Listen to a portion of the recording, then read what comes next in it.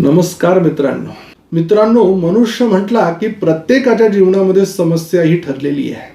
सगळ्यात पहिला प्रश्न असतो की मुलांचं शिक्षण होत नाहीये. गुरुजी, शिक्षण कधी होणार? शिक्षण अनेक अडथळे येत आहे. परिपूर्ण करतोय, अभ्यास करतोय, लक्षात राहत नाहीये, प्रयत्न करतोय, परिपूर्ण होत नाहीये. कशामुळे होतंय? काही अडचण आहे का?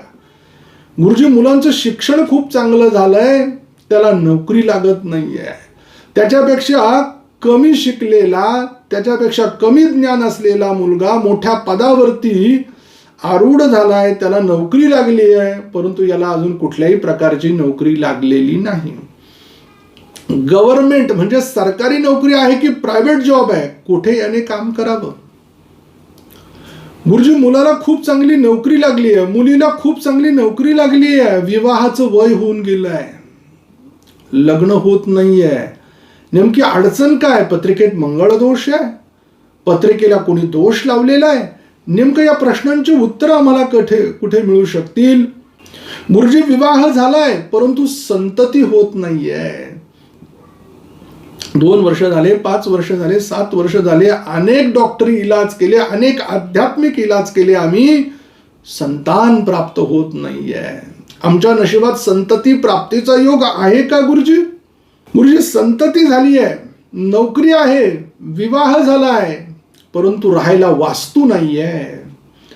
माझ्या जीवनामध्ये सुखाचे क्षण आहे का? वास्तुयोग मला माझ्या जीवनात निर्माण करता येईल का? मला जागा घ्यायची आहे, मला शेती घ्यायची आहे, मला वाहन घ्यायचं आहे.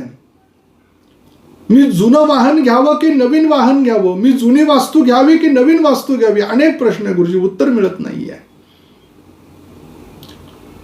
याचबरोबर गुरुजी, मला विदेशात जायचं आहे, मी परदेशात व्यवसाय करावा की नोकरी करावी? की मी मायदेशी राहून व्यवसाय करावा की नोकरी करावी? प्रश्नांची उत्तरं मिळत नाही. गुरुजी, मी व्हिजासाठी अप्लायकेशन केलेलं आहे, परदेशात मला जायचं आहे, तिकडच्या देशाचं नागरिकत्व मला मिळणार आहे का? तिकडच्या देशात राहण्यासाठी मला संमती मिळणार आहे का? असे अनेक प्रश्न आहेत. गुरुजी, मला अध्यात्मामध्ये नाव करायचंय, गुरुजी मला अनेक प्रकारच्या गोष्टी प्राप्त करून घ्यायच्या आहे. या सगळ्या प्रश्नांची उत्तरं आमच्या स्क्रीनवरती दिलेल्या नंबरवरती आमचे ज्योतिष एक्सपर्ट तुम्हाला योग्य पद्धतीनं देतील आणि तुम्ही तुमच्या जीवनामध्ये आनंद प्राप्त करून घ्याल. आज आपण 2026 या वर्षातील मार्च महिन्यामध्ये होणारं ग्रहांचं राशी परिवर्तन आणि या राशी परिवर्तनाचा धनु राशीच्या जातकांवरती होणारा परिणाम या विषयाची माहिती पाहणार आहोत. तत्पूर्वी एक महत्त्वाची सूचना, आपण जर आमच्या चॅनलला सबस्क्राईब केलं नसेल तर सबस्क्राईब करा, बेल आयकॉनचं बटन दाबा, व्हिडिओला लाईक करा, शेअर करा आणि कमेंट्स करायला विसरू नका. याचबरोबर आपल्या जीवनात काही समस्या असतील, अडचणी असतील, मुलांचं शिक्षण होत आहे त्यात अडचणी येत आहे, मुलांचं शिक्षण झालंय त्यांना नोकरी लागत नाही आहे, मुलांना चांगली नोकरी आहे परंतु त्यांचा विवाह होत नाही आहे, विवाह झालाय काही वर्ष लोटले आहेत, संतती होत नाही आहे, संतती आहे, राहायला वास्तू नाही आहे, घर नाही आहे, वास्तू छान आहे परंतु वाहन घ्यायचं आहे, घ्यावं की न घ्यावं, नोकरी करावी की व्यापार करावा, परदेशात राहावं की मायदेशी राहावं, यांसारख्या अनेक प्रश्नांची उत्तरं आमच्या स्क्रीनवरती दिलेल्या नंबरवर आपण फोन केला, संपर्क केला तर आमचे ज्योतिष एक्सपर्ट तुम्हाला योग्य पद्धतीने उत्तरं देतील. अभ्यासू ज्योतिषी तुमच्या प्रश्नांचं निराकरण करतील. या संपूर्ण मार्च महिन्यामध्ये 3 वेळेला राशी परिवर्तन होत आहे. सगळ्यात पहिलं 1 मार्च या दिवशी शुक्र ग्रह मीन राशीमध्ये राशी परिवर्तन करून येतोय. दुसरं 14 मार्च या दिवशी सूर्य ग्रह मीन राशीमध्ये राशी परिवर्तन करून येतोय. त्याचबरोबर 25 मार्च या दिवशी शुक्र ग्रह मेष राशीमध्ये राशी परिवर्तन करून येतोय. मग या राशी परिवर्तनाचा धनु राशीच्या जातकांवरती नेमका काय परिणाम होणार आहे ते पाहणार आहोत आपण या व्हिडिओमध्ये. धनु राशी, या राशीचा स्वामी गुरु ग्रह प्रथम स्थान, ज्याला आपण लग्न भाव म्हणतो, तिथनं आपण तनुभाव असंही म्हणतो या स्थानाला. स्वभाव, माणसाचं चरित्र्य, माणसाची शरीराची ठेवण, विचार, या सगळ्या गोष्टींचा विचार करतो. मग लग्नेश सप्तमामध्ये आहे आणि सप्तमातनं त्याची सप्तम दृष्टी लग्नावरती आलेली आहे. धनुराशीच्या जातकांसाठी या महिन्याची जी सूर्यात आहे ती अध्यात्मानं, एकाग्रतेनं, मनशांततेनं होणार आहे.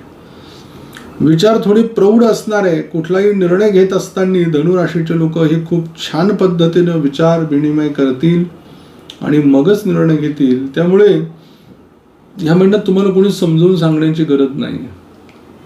अगदी स्वतःचे निर्णय घेणार आणि ते योग्य असणार आहे.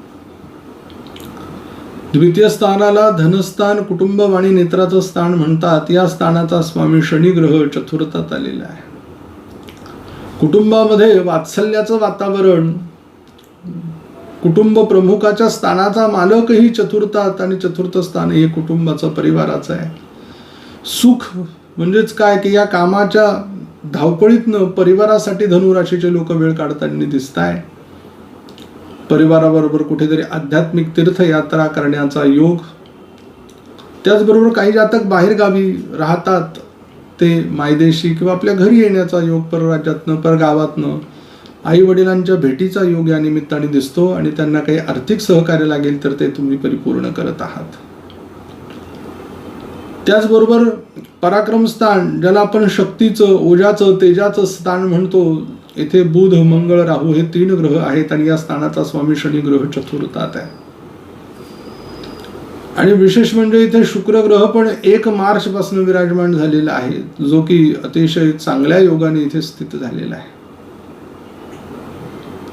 म्हणजेच काय तर तुम्ही जो काही म्हणून व्यवसाय सुरू करण्याचा विचार करताय, जे काही पाऊल टाकण्याचा विचार करताय ते अवश्यतम तुम्ही करा. ते तुमचं यशाकडे वाटचाल घेऊन जाणारं पाऊल असणार आहे. परिवारातील तुमच्यापेक्षा लहान बहीण, भाऊ, भावंड तुम्हाला मदत करताय तुमच्या जीवनातील प्रगतीसाठी. चतुर्थ स्थानाला सुखस्थान म्हटलंय. इथे शुक्र ग्रह मीन राशीमध्ये 25 दिवस वास्तव्य केल्यामुळे अत्यंत शुभ योग अनुभवायला मिळतील. नवीन वास्तू घेण्याच्या दृष्टीनं असेल, नवीन वाहन घेण्याच्या दृष्टीनं असेल, नवीन शेतीवाडी जमीन खरेदी करण्याच्या दृष्टीनं असेल, नवे परदेशात कुठे परिवाराला फिरायला घेऊन जाण्याचा विचार करत असाल तर ती इच्छा सुद्धा तुम्ही परिपूर्ण करत आहात. आईची प्रकृती अगदी ठणठणीत असणार आहे. पंचम स्थानामध्ये मेष राशी विराजमान आहे. स्वामी मंगळ ग्रह हा उपचय स्थानामध्ये म्हणजे तृतीय स्थानामध्ये आहे. त्यामुळे जे जातक स्पर्धा परीक्षा देत आहे, त्या जातकांना लष्करामध्ये भरती व्हायचं आहे, आर्मीमध्ये भरती व्हायचं आहे, याचबरोबर ज्या जातकांना इलेक्ट्रॉनिक्स इंजिनिअरिंग करायची आहे, ज्या जातकांना हॉटेल मॅनेजमेंटचं शिक्षण करायचं आहे, त्यांनी ते करावं. ते परिपूर्ण होत आहे. त्यांचं जे अडथळे येत होते ते दूर होत आहे अगदी सहज त्यांचे. संततीच्या दृष्टीनं म्हणाल तर उत्तम योग आणि संधी या निमित्तानं चालून आलेली आहे. मनासारखी संतती प्राप्त होण्याचा योग आहे. इष्टदेवतेच्या कृपेचा लाभ होण्याचा योग आहे. इथे शुक्र ग्रह आल्या कारणानं सट्टा असेल, लॉटरी असेल, अचानक धनप्राप्तीचे शेअर मार्केटमधनं सुद्धा लाभ होण्याचे योग इथे दाखवत आहेत. षष्ठ स्थानाला रिपुरोग स्थान म्हटलंय. षष्ठे शुक्र ग्रह पंचमामध्ये गेलेला आहे मेष राशीत. त्यामुळे प्रेम प्रकरणाचे योग, ज्या व्यक्तीला आपल्या मनातील प्रेम व्यतीत करायचं होतं, सांगायचं होतं, अडचणी अडथळे येत होते ते दूर होत आहे आणि मनातील शब्दांना वाट मोकळी करून देताय तुम्ही, असा हा या धनुराशीच्या लोकांसाठी योग दाखवतोय. सप्तम स्थानामध्ये मिथुन राशी आहे. स्वामी बुध ग्रह हा पराक्रम स्थानामध्ये गेलेला आहे आणि इथे गुरुग्रह सप्तमात आलेला आहे. सप्तमातला गुरु हा लवकर एकतर विवाह देतो, नाहीतर मग उशीर झाला तरी एवढा उशीर करतो की अगदी माणसाला नको नको करून टाकतो. जीवनसाथी लवकर भेटू देत नाही. विरक्ती, जीवनामध्ये आनंद अध्यात्माचा देतो, तो वैवाहिक सुखाची कमतरता देतो. परंतु आपल्या आजूबाजूला शेजारच्या व्यक्तीकडनं आपला विवाह निश्चित होण्याचा योग, आपल्यापेक्षा लहान बहीण भावंडांकडनं आपल्याला स्थळ दर्शवण्याचा योग, विचार करायला हरकत नाहीये तो पण. आणि पार्टनरशिप जर करण्याचा विचार करत असाल तर आपल्या जवळच्या व्यक्तीबरोबरच करा, हेही ज्योतिषशास्त्र तुम्हाला सांगते. अष्टम स्थानाचा विचार करत असताना आयुष्याच्या दृष्टीनं सगळ्या गोष्टी शुभकारक आहे, अशुभ तर काही विशेष अशी गोष्ट दाखवत नाहीये. भाग्यस्थानामध्ये सिंह राशी आहे. स्वामी सूर्य ग्रह 14 मार्चला मीन राशीमध्ये आलेले आहेत. 14 मार्च पर्यंत अगदी कुठले काम असेल तर 1 घाव 2 तुकडे तुम्ही करतात. आणि त्यानंतर जे काही काम आहे, महिन्याची पूर्ण धावपळ 14 तारखेच्या आटोपल्यामुळे शांत स्वतःला वेळ देण्याचा योग या निमित्ताने दाखवला जातो. त्याचबरोबर दशमामध्ये कन्या राशी आहे. सप्तमेश आणि दशमेशाचा स्वामी एक असल्यामुळे, तो पराक्रमात असल्यामुळे न्यूट्रल आहे तो ग्रह. ज्या स्थानात ज्या ग्रहाबरोबर ज्या राशीत असेल त्याप्रमाणे तो फल देतो, सर्वांना आपलंसं करून घेणार आहे.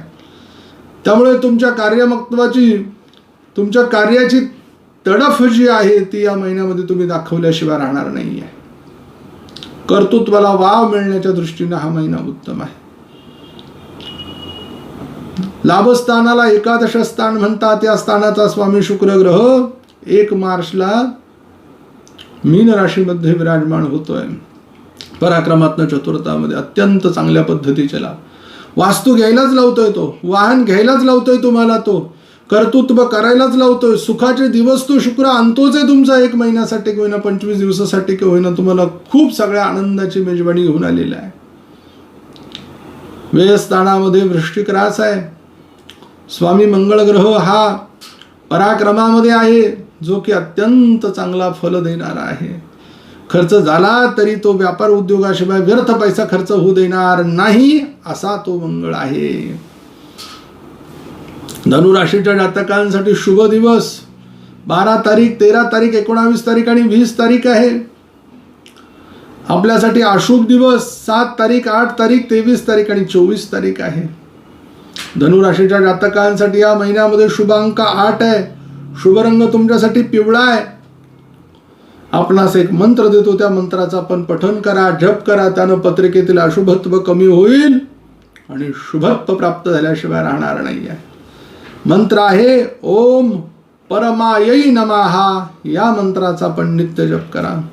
लवकर भेटू आपण पुढील व्हिडिओमध्ये. तोपर्यंत सर्व प्रेक्षकांना नमस्कार.